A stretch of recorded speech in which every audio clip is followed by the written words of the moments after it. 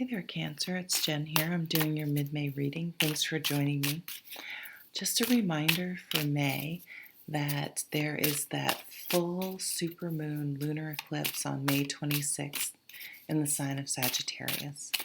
So Sagittarius is ruled by Jupiter, and it's a very positive, optimistic, lucky, expansive planet. But what I'm really seeing for this, now, first of all, eclipses go back 6 months and go forward 6 months. So, what was going on last November, and what do you want to happen in the next 6 months moving forward? Jupiter expands. So, just imagine starting from yourself a bubble, and this bubble allows positive, it's like a detector. It allows positive things in your life to stay, and toxic things or people, they're not allowed through this barrier. So you just expand from your center, this bubble, and see what stays in. And the things that are not working for you and are not benefiting you get pushed further and further away. It's like if you fill a container to the top with water and put a cover on it and put it in the freezer, water expands when it freezes and it will break that container. So breaking free from something and distancing yourself from something is coming up strong. So I don't do all of these readings on the same day, and I have done this morning Leo and Taurus, and they both had the Tower card, which I've learned. It's really interesting. I have come to be wary of some cards that are considered super positive and embraced cards that are considered super negative. So for me, the Tower is, it's a breakthrough. So I don't know if you have a Taurus or a Leo connection. You may want to watch those. For you guys, I think you will distance yourself from someone.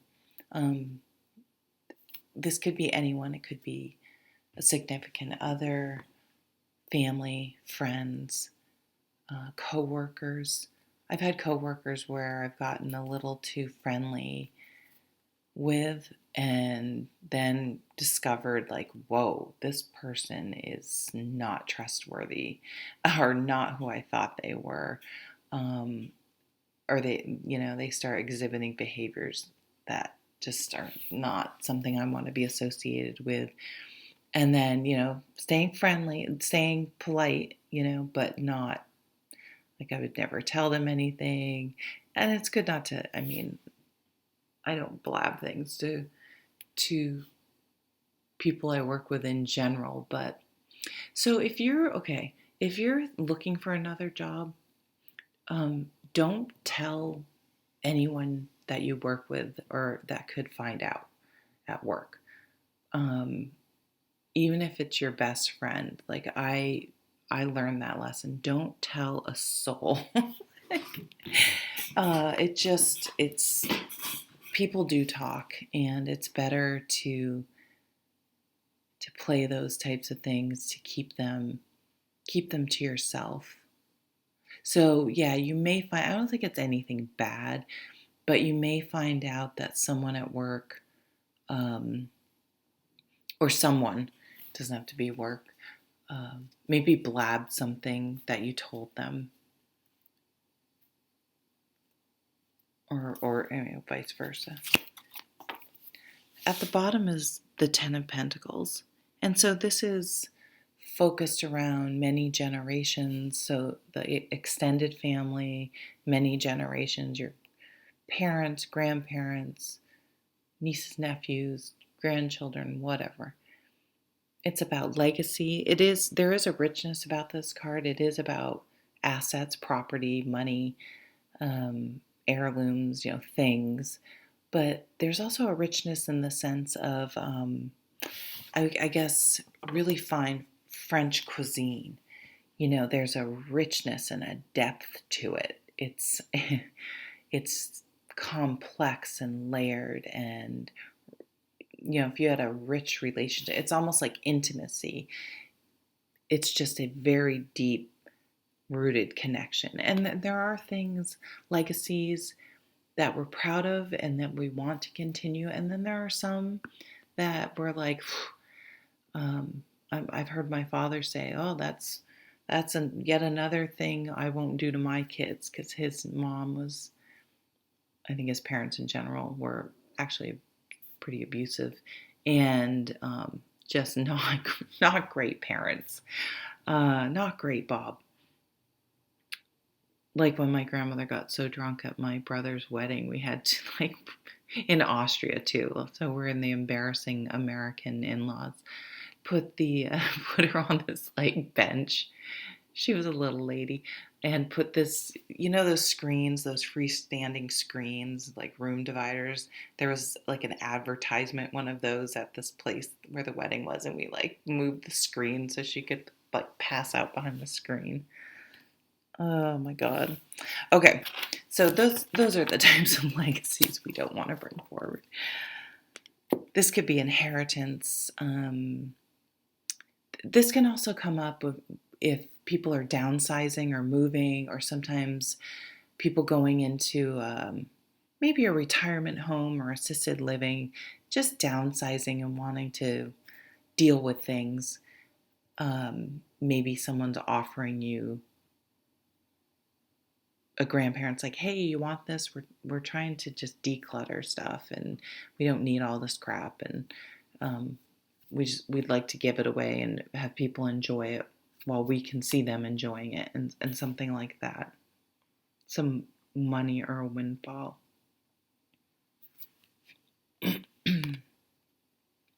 Working hard. Finances are heavy. I don't mean that in a negative way. There's a emphasis on finances potentially this month for you at the end of May. This is about teamwork. Again, this is managers, work related, and there's that saying, dress for the job you want. Well, act for the job you want too. If you're thinking, if there's a managerial position open, apply for it. Cultivate a reputation of keeping your mouth shut. You know what I mean? Like they don't hire managers who are the office gossips generally. They tend to want people who are, professional doesn't mean cold, but it also means you're not, talking smack about people and sharing secrets or whatever as well. The other thing with the Three of Pentacles, not only about teamwork, but if you're someone who's has a service, trying to start your own brand, your own business, you are an artist, anything like that, the Three of Pentacles to me is someone recognizing, all of a sudden getting some recognition, people saying, "Hey, those guys do good work," or "This is cool artwork," and maybe starting to collect if you have a Instagram. If not, you may want to get some sort of social media for advertising. You may start to see your likes tick up, your subscriptions tick up, things like that, getting noticed.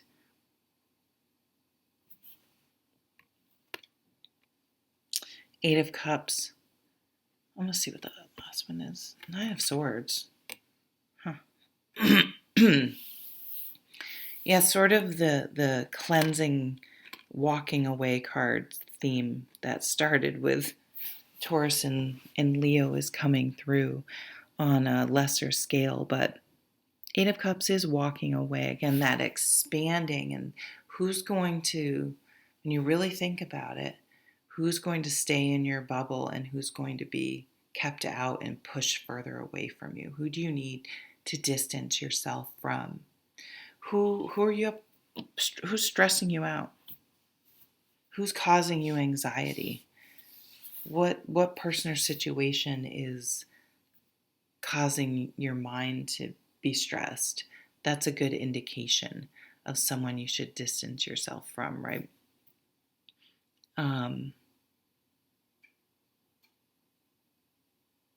it's almost like I see one situation, and these, if it's a person too, these types of people usually cause a lot of drama and damage. If there is a situation where someone's not taking their shit anymore, they tend to go down.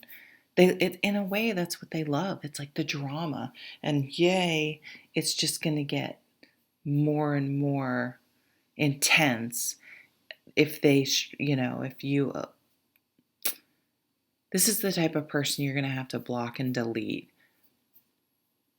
or give, like, they're not going to like it, but, if they text you a ha ha, I don't know. You have to think about the person. I mean, maybe it's family, it's someone that you need to keep in your life, because you'll have to, whatever, you could distance them but not block them out. But they could potentially incite. They may very well try to kick up the drama, is what I'm trying to say. So be prepared for that, and have a strategy, for blocking them, or whatever you need to do. It's kind of, I love, I follow Glennon Doyle, and she was doing some sort of like question and answer, and someone asked her how she felt about closure, and she said, I'm not a fan. I think it's just an excuse to keep the drama alive, to keep the drama going, to keep the connection there. And boy, that just spoke to me. I was like, that is so damn true.